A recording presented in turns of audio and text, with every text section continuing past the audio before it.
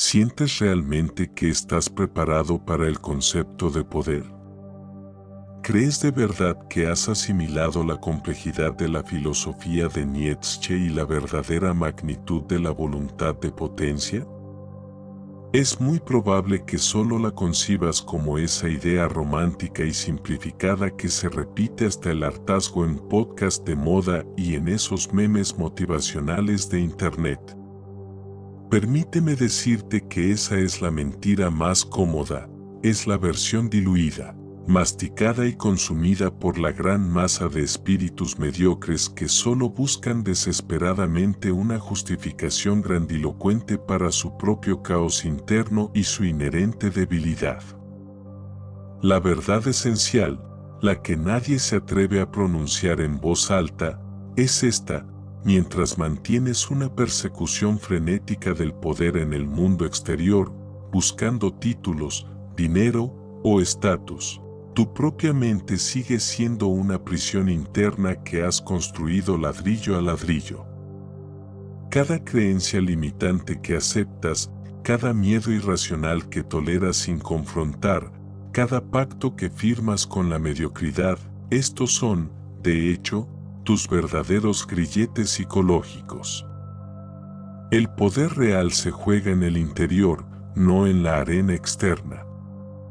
Nietzsche jamás se enfocó en la banalidad de conquistar el mundo o acumular bienes externos.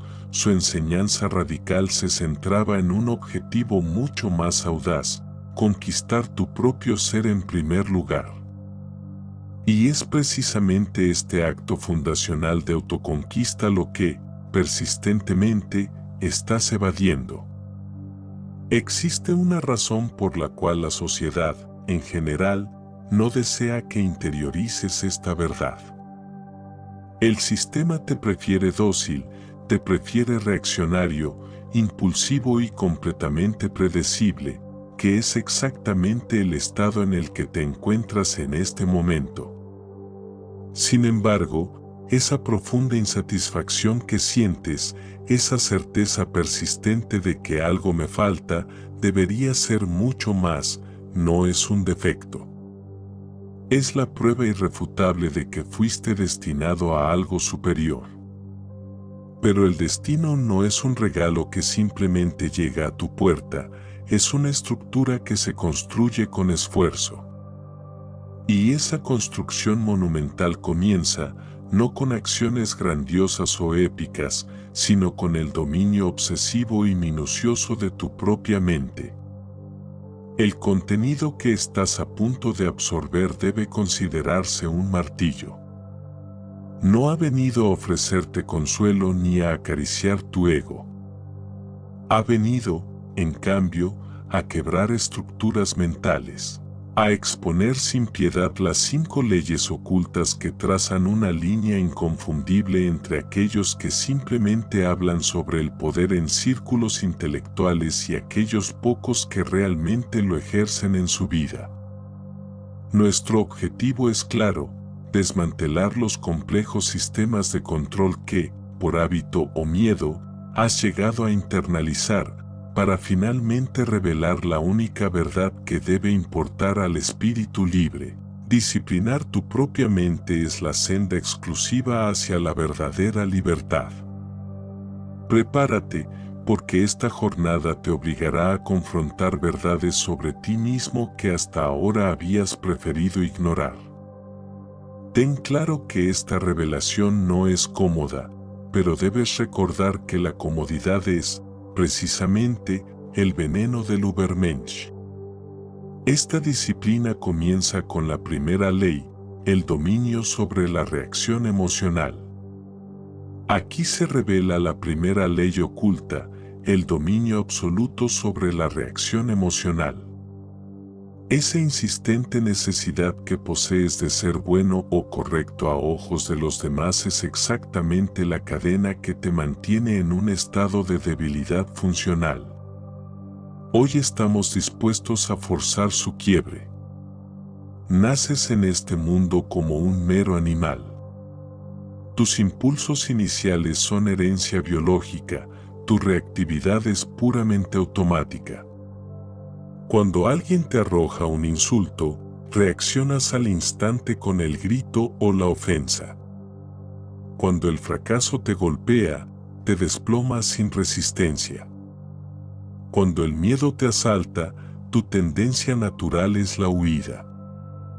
Esto, amigo mío, no es todavía humanidad en su sentido refinado, es una animalidad bruta, sin pulir, gobernada por el reflejo.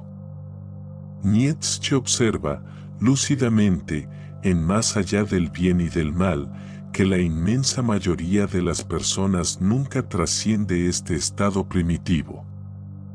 Permanecen aprisionadas por sus propios reflejos emocionales y, lo que es peor, justifican cada explosión reactiva como si fuese una elección genuina, como si realmente ejercieran algún control. Es una ilusión tan profundamente cómoda que la mayoría prefiere vivir y morir dentro de ella.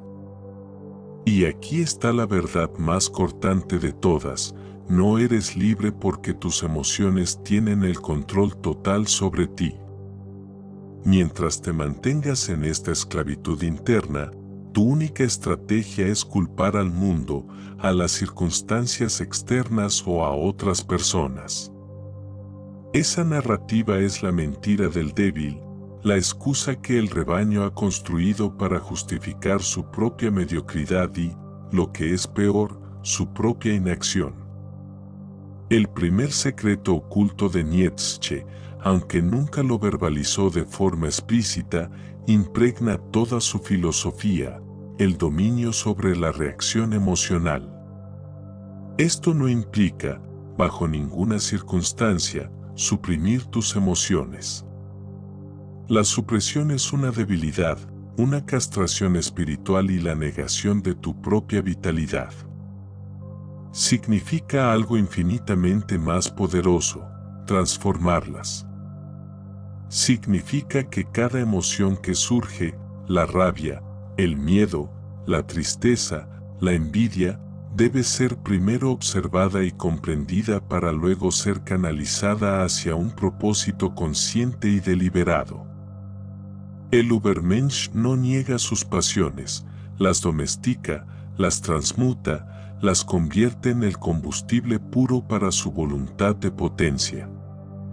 Donde el débil permite que la rabia lo destruya, el fuerte la convierte en acción disciplinada. Donde el débil se paraliza por el miedo, el fuerte lo transforma en precaución inteligente. Donde el débil sucumbe a la envidia, el fuerte la convierte en motivación para superarse a sí mismo. ¿Cómo se aplica esta ley crucial en tu realidad cotidiana? Lo primero es reconocer que existe un abismo pequeño, pero absolutamente vital, entre el impulso emocional que surge y la acción que inevitablemente le sigue. Es precisamente en esa brecha donde reside tu genuina libertad. Cuando te invade la rabia, no estás obligado a gritar de inmediato. Cuando el miedo te asalta, no tienes por qué paralizarte. Cuando la tentación te llama, no estás forzado a ceder.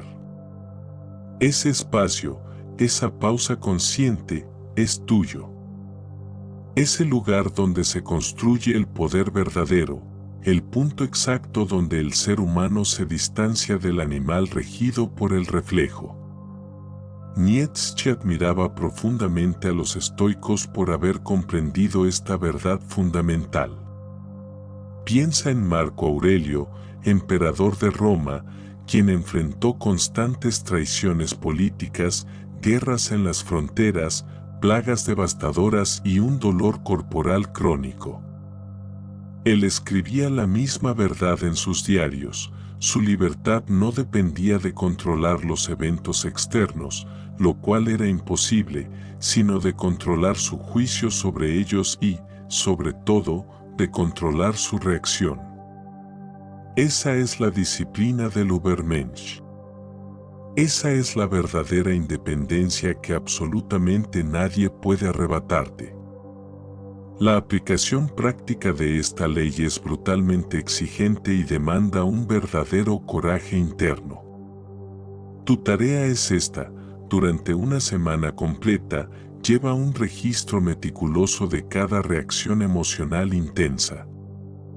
Cuando sientas una oleada de furia, cuando el miedo te inunde o caigas en la desesperación, haz una pausa obligatoria. Observa el sentimiento sin juzgarlo. Pregúntate, ¿por qué estoy reaccionando de esta manera? ¿Cuál es la verdad de esta situación más allá de mi emoción?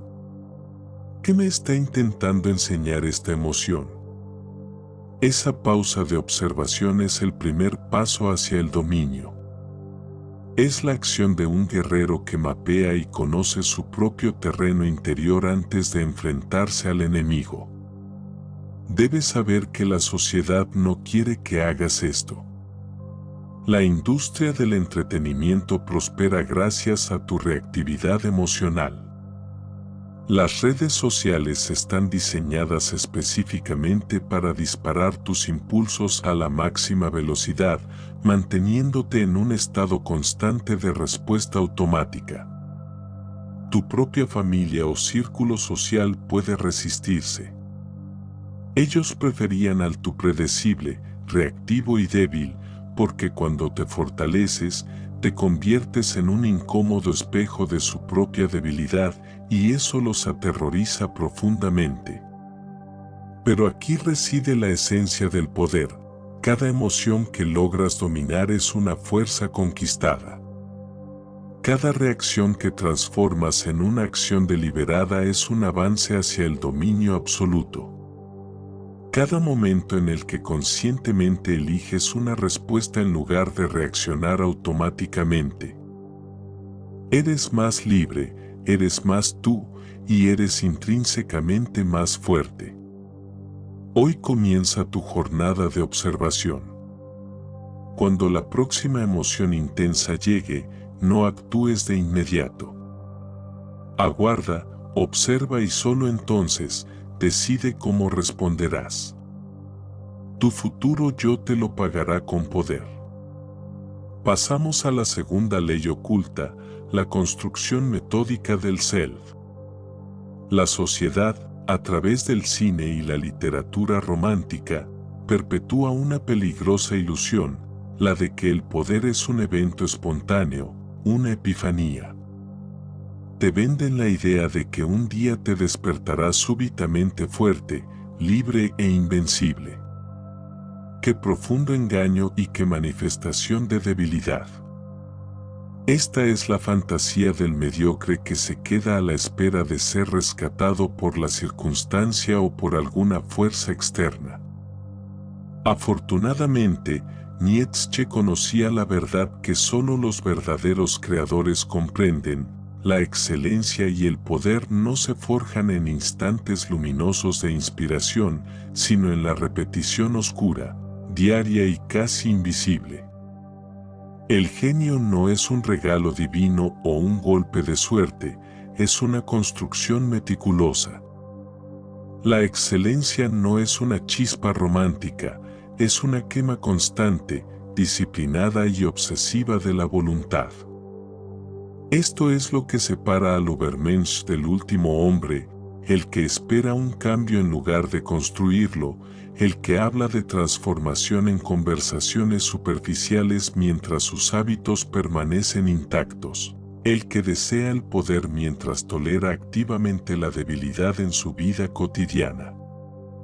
La segunda ley oculta es el dominio a través de la disciplina diaria. Comprende bien esto. Nietzsche no era un filósofo de la improvisación o de la espontaneidad romántica. Él estaba obsesionado con la disciplina, con el rigor intelectual y con el cultivo constante y deliberado de su ser. Sus diarios personales están repletos de reflexiones metódicas sobre sus hábitos, sus rutinas de trabajo y la importancia del ejercicio físico y mental. Él comprendió algo que la modernidad, con su culto a la gratificación instantánea, ha olvidado por completo: no eres un ser único e inmutable. Eres un proyecto en construcción permanente. Tu vida no es una novela, es arquitectura. La mayoría de las personas se levantan sin una intención clara para el día. Simplemente repiten lo que hicieron ayer porque ayer fue cómodo y familiar. Consumen la misma basura nutritiva, se exponen al mismo entretenimiento superficial y adictivo, mantienen las mismas conversaciones vacías y luego se preguntan una y otra vez por qué no cambian, por qué no crecen, por qué permanecen atrapados en la mediocridad. Es simple, no están construyendo, están esperando. Son meros espectadores de sus propias vidas. La disciplina diaria es fundamentalmente diferente. Es la construcción sistemática de hábitos que elevan tu capacidad mental, tu fuerza física y tu potencial creativo. No es un castigo, es una inversión profunda. Es la alquimia silenciosa que transforma horas ordinarias en poder extraordinario. Así es como se construyen los imperios internos. Considera a figuras como Thomas Jefferson, filósofo y estadista, quien mantenía una rutina obsesivamente disciplinada, se despertaba antes del amanecer, se ejercitaba, leía en múltiples idiomas y escribía a diario. Su inteligencia no fue un accidente, fue forjada a través de un rigor casi religioso. O Leonardo da Vinci, que llenó cuadernos con observaciones, ejercicios y estudios durante décadas, no por ocio, sino por una obsesión deliberada. Su genialidad fue el producto de una disciplina feroz. La segunda ley revela que el poder auténtico es acumulativo y exponencial. Un solo día de lectura profunda no te transforma, pero 365 días de estudio riguroso te reconstruyen por completo. Un día de ejercicio no cambia tu físico, pero 5 años de disciplina obsesiva te convierten en una persona fundamentalmente distinta. Tu cerebro cambia estructuralmente, tu capacidad se modifica y tu poder es irrevocable.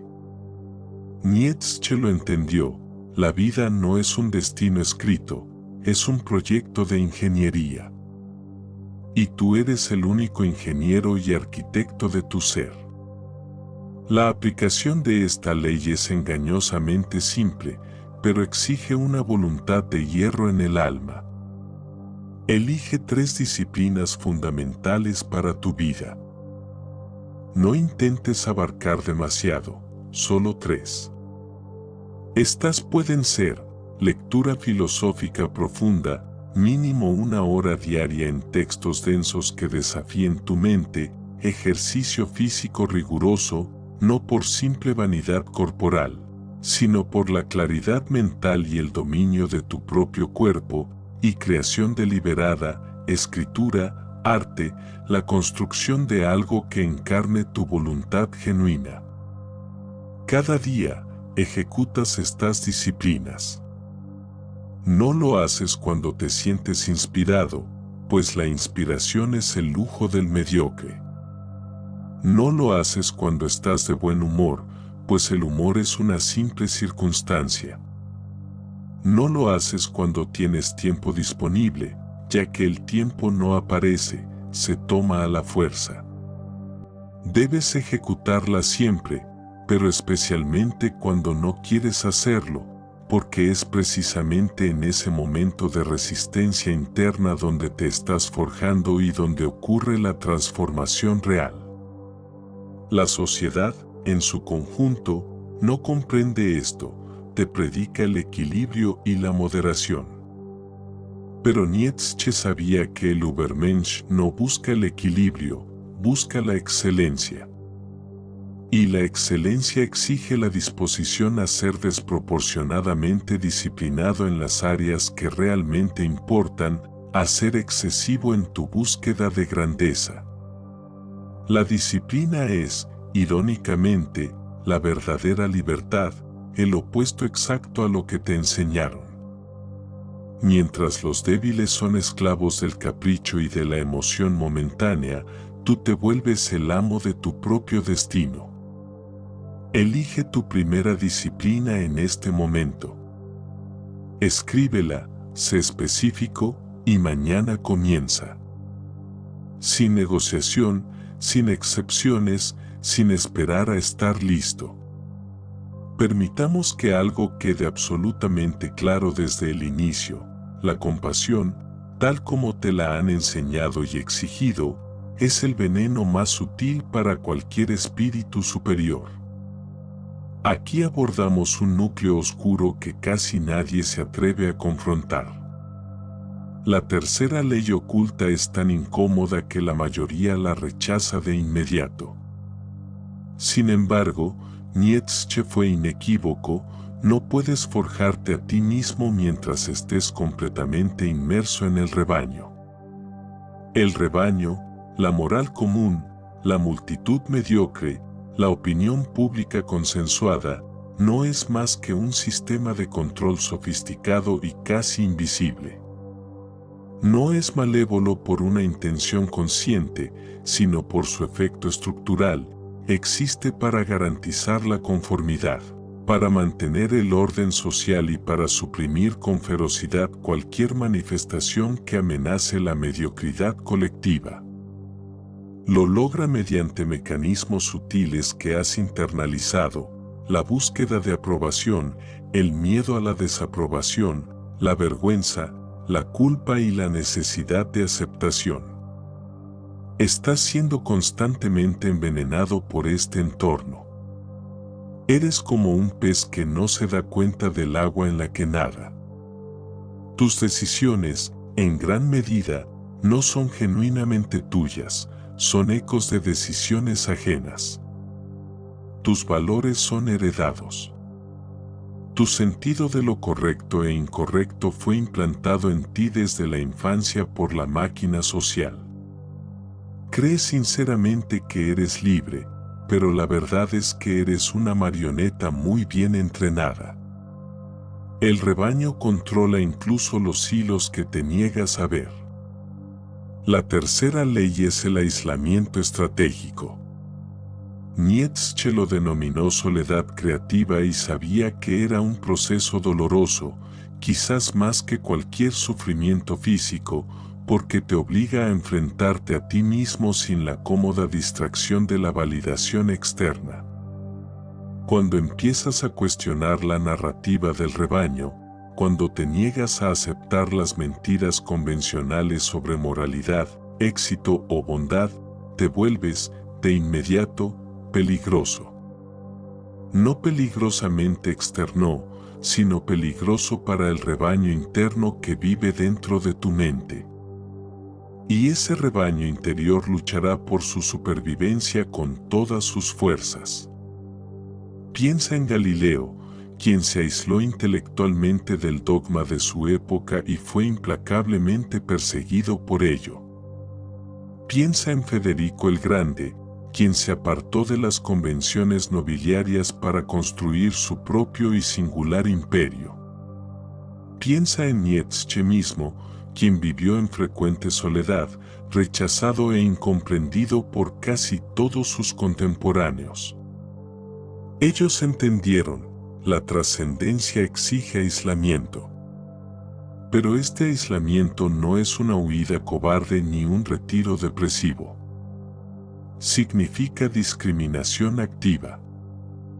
Significa que eliges, con precisión quirúrgica, cómo inviertes tu tiempo, qué información consumes, qué ambientes frecuentas y con quién compartes tu energía vital más preciada. La verdad brutal es ineludible: la mayoría de las personas quiere que permanezcas débil, porque eso las tranquiliza. Tus amigos mediocres no quieren, bajo ningún concepto, que te vuelvas excepcional, porque tu excelencia los confrontaría directamente con su propia fragilidad. Es un espejo que no pueden tolerar. Tu familia puede temer que cambies, que dejes de entender sus reglas. Tu comunidad te desea predecible, siempre dentro del rango esperado, sin sorpresas que amenacen la estabilidad. Y tú, por una falsa lealtad o, más comúnmente, por miedo, continúas ofreciéndote en sacrificio sobre el altar de la mediocridad colectiva. El precio de la grandeza es esta verdad incómoda: debes estar dispuesto a ser incomprendido, rechazado y aislado. La masa no ama al excepcional, lo percibe como una amenaza existencial. La aplicación práctica de esta ley es dolorosa porque exige que desmantelemos aquellas estructuras que te ofrecen consuelo ilusorio. Tu ejercicio es el siguiente: identifica 3 relaciones o ambientes en tu vida que te tiran constantemente hacia abajo. Pueden ser abiertamente tóxicos o, lo que a menudo es peor, simplemente mediocres. Si estas relaciones son absolutamente necesarias, como la familia inmediata, tu tarea es establecer límites firmes e inamovibles. Si no son necesarias, comienza lenta y deliberadamente a distanciarte. Sustitúyelas por comunidades de pensadores, creadores o personas que te desafíen genuinamente a crecer. Eso es soledad creativa, no es una depresión patológica, es una liberación activa. Ahora, haz una lista mental de tus 5 relaciones más significativas. Para cada una, pregúntate con honestidad brutal: ¿esta relación me eleva o me arrastra hacia abajo? No evites la verdad. Luego, toma una acción concreta, establece un límite claro, reduce el tiempo de interacción o, si es necesario, desconéctate por completo. Tu futuro yo, el ser poderoso en el que te convertirás, te lo agradecerá profundamente. Aquí llegamos al profundo misterio que, de forma más aguda, separa a los débiles de los fuertes. La cuarta ley oculta es lo que Nietzsche denominó la disciplina del sufrimiento, y su poder es absolutamente transformador, aunque casi nadie se atreve a practicarla porque la verdad es incómoda. La modernidad te ha adoctrinado en la creencia de que el sufrimiento es un error, algo que debe evitarse a toda costa. Si sufres, significa que algo está fundamentalmente mal. Si sientes dolor, debes buscar el consuelo inmediato. Si enfrentas una dificultad, debes encontrar un atajo. La cultura contemporánea es una religión dedicada a la evasión del dolor, y esto es una profunda debilidad espiritual. Nietzsche lo sabía en la médula de su ser.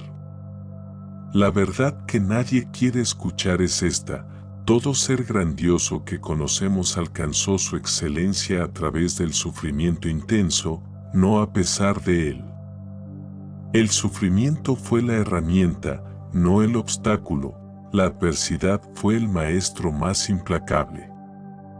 Piensa en Buda, que se sometió a privaciones extremas para comprender la existencia. Piensa en Van Gogh, que transmutó su abrumador dolor mental en algunas de las obras maestras más poderosas jamás creadas. Piensa en Nelson Mandela, que utilizó 27 años de prisión no para victimizarse, sino como una fragua para su refinamiento espiritual. Ellos no huyeron del sufrimiento, lo alquimizaron, lo transmutaron en poder auténtico. La cuarta ley es el dominio del sufrimiento como instrumento. Esto no implica caer en el masoquismo patológico, sino que, cuando el sufrimiento llegue, y llegará inevitablemente, tú lo transformas en combustible, lo conviertes en sabiduría. Nietzsche observó que la persona débil huye del sufrimiento, y esa huida la mantiene eternamente débil, porque en el escape está la confirmación de su incapacidad, en la comodidad está el estancamiento, en el evitar está la muerte en vida. Pero el espíritu superior, el Übermensch, se aproxima activamente al sufrimiento. Lo interroga sin miedo. ¿Qué intenta enseñarme este dolor? ¿Cómo puedo utilizarlo como herramienta? ¿Qué verdad debo confrontar ahora? Y en esa confrontación reside la trascendencia real. La aplicación práctica de esta ley es profunda. Cuando te enfrentes al fracaso, en lugar de huir a la distracción o caer en la rumiación pasiva, te sientas con él deliberadamente. Estudias la anatomía detallada de tu error, extraes lecciones precisas, permites que ese evento te reconfigure. Y solo entonces regresas al campo de batalla más inteligente, más fuerte y refinado por el fuego del fracaso. Cuando enfrentas el rechazo social, en lugar de hundirte en la ofensa, te preguntas, ¿es verdadero lo que dicen? ¿Hay alguna sabiduría aquí que deba integrar? Si la hay, la incorporas activamente. Si no la hay, la descartas sin rencor. Viajas más allá del bien y del mal, comprendiendo que el rechazo no es un juicio absoluto sobre tu valor, sino una oportunidad de claridad. El sufrimiento forja el carácter porque exige algo que la comodidad jamás demandará: presencia radical, inteligencia aplicada y coraje absoluto. Cuando estás en un sufrimiento genuino, no puedes fingir ni esconderte. Debes confrontar la realidad cruda sin la anestesia de la mediocridad. Y ese confronto es, precisamente, lo que te eleva. Es el fuego donde se templa el acero de tu carácter. Pero cuidado, hay una trampa en la que muchos caen: intentar buscar sufrimiento artificialmente, como si el dolor por sí mismo fuera purificador. No. Nietzsche no predicaba el masoquismo, predicaba la transvaloración del sufrimiento que inevitablemente llega. Predicaba una relación activa, casi aristocrática, con la adversidad. La diferencia es crítica: no buscas sufrir intencionalmente, pero cuando sufres, y lo harás, no lo desperdicias huyendo. Inviertes en él, lo usas como herramienta de temple. Aquí está el reto final de esta ley: ¿cuál es el mayor sufrimiento que has estado evitando enfrentar? ¿Cuál es la verdad más profunda que te niegas a mirar? El Übermensch te invita a esto: viaja hacia eso, no lejos de eso. Allí te aguarda tu verdadero poder. Llegamos ahora al núcleo de la liberación completa y verdadera. La quinta ley oculta es, simultáneamente, la más peligrosa y la más necesaria, porque exige que renuncies por completo y de forma activa a la búsqueda de la validación externa. Y esto es increíblemente difícil para un ser criado en la sumisión desde el nacimiento. Toda tu vida fuiste instruido para buscar el bien predefinido. Fuiste condicionado desde muy temprana edad a creer que la bondad es un valor objetivo, determinado por autoridades externas, religiosas, morales, sociales, políticas. Aprendiste a temer al mal como si fuera una fuerza cósmica e inmutable. Y en ese proceso, renunciaste voluntariamente a tu propia capacidad de legislar valores. Permitiste que otros escribieran la ley de tu vida. Eres, por definición, un esclavo legal de sistemas inventados y establecidos por otros. La quinta ley es el dominio a través de la afirmación auténtica de valores personales. O, dicho sin rodeos, te vuelves verdaderamente libre cuando comprendes que tú, y solo tú, eres el legislador de tu moral. Nietzsche es absolutamente claro sobre este punto radical en Así habló Zaratustra: vosotros llamáis bien a lo que os reconcilia con la vida. Yo llamo bien a lo que os intensifica. Esto no es relativismo banal. Es la comprensión fundamental de que la moralidad no es un dato universal e inmutable, sino una creación humana. Y tú eres, por naturaleza, un creador.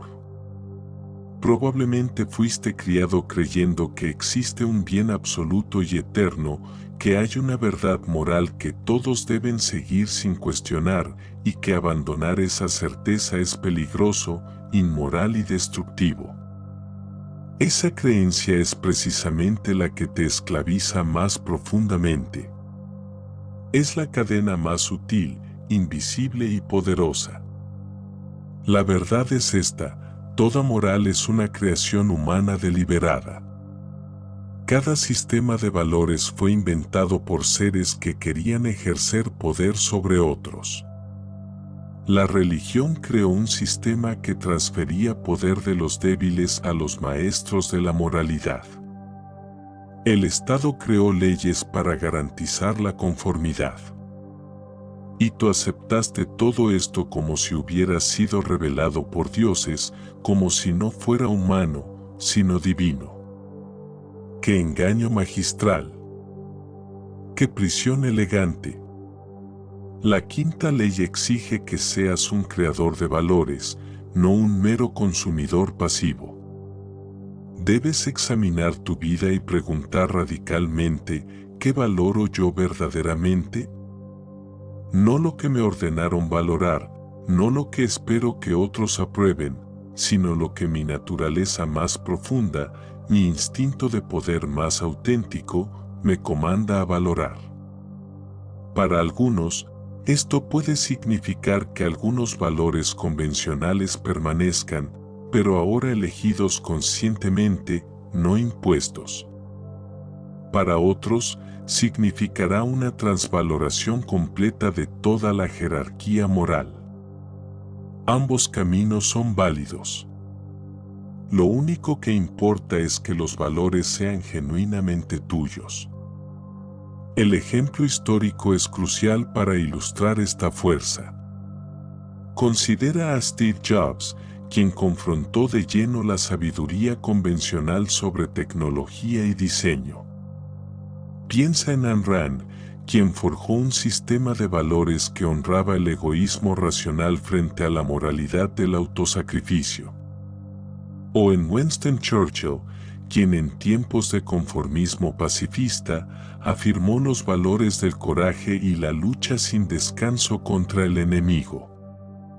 El poder auténtico de ellos procedía, precisamente, de esa afirmación auténtica de un sistema de valores radicalmente propio.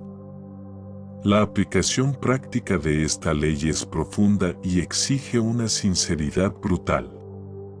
Reserva tiempo para investigar tu sistema de valores actual. Escribe tus 10 valores más profundos. Luego, para cada uno, pregúntate sin piedad: ¿yo creo en esto genuinamente o lo heredé de otros? Descarta lo que es pura herencia cultural, mera programación social. Mantén solo lo que resuena con tu naturaleza profunda. Y aquí está el punto crítico: comienza a vivir de acuerdo con tus valores reales, no con tus valores performáticos para la galería. Esto significará conflicto inevitable, incomprensión total y aislamiento del rebaño, pero por encima de todo, significará autenticidad. Significará poder verdadero. Tu muerte real comienza cuando renuncias a tus valores genuinos para apaciguar al rebaño. Tu vida verdadera comienza cuando los afirmas sin explicación, sin disculpa y sin esperar validación externa. ¿Cuál de esas vidas eliges comenzar hoy? Las 5 leyes ocultas están ahora frente a ti, reveladoras y exigentes. Hagamos un resumen conciso de este arsenal. Dominio sobre la reacción emocional. La libertad genuina reside en la brecha entre el impulso y la acción consciente. Disciplina diaria. La excelencia se forja a través de la repetición obsesiva e invisible, no en la inspiración. Aislamiento estratégico. La soledad creativa es el precio ineludible de la trascendencia.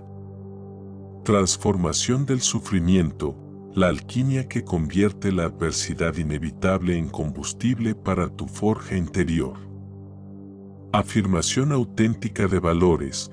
Tú eres tu propio legislador, actuando más allá del bien y del mal impuestos por otros. Estas no son filosofías para la contemplación pasiva. Son estructuras diseñadas para la acción concreta, son martillos para quebrar la prisión de tu propia mente y mapas para territorios que jamás te enseñaron en la escuela. La verdad que Nietzsche te susurra, y que tú debes gritar para ti mismo cada día, es esta: no eres una víctima de las circunstancias. Eres el creador de tu realidad. Cada debilidad que toleras está siendo sustentada por tu propio permiso. Cada mediocridad que sufres es una elección activa, aunque sea inconsciente. El Übermensch no es un mito distante, ni una ficción romántica. Es una posibilidad que vive en ti ahora mismo, dormida, pero viva, puro potencial. Pero despertarla requiere un sacrificio genuino, exige que renuncies a la comodidad de la sumisión, que aceptes la soledad de la integridad y que te conviertas en el enemigo de los mediocres que te amaban débil. Nietzsche no ofrece consuelo, ofrece un martillo. Y hoy has aprendido a usarlo para destruir tus propias prisiones mentales. El llamamiento final es simple y absolutamente exigente: comienza hoy.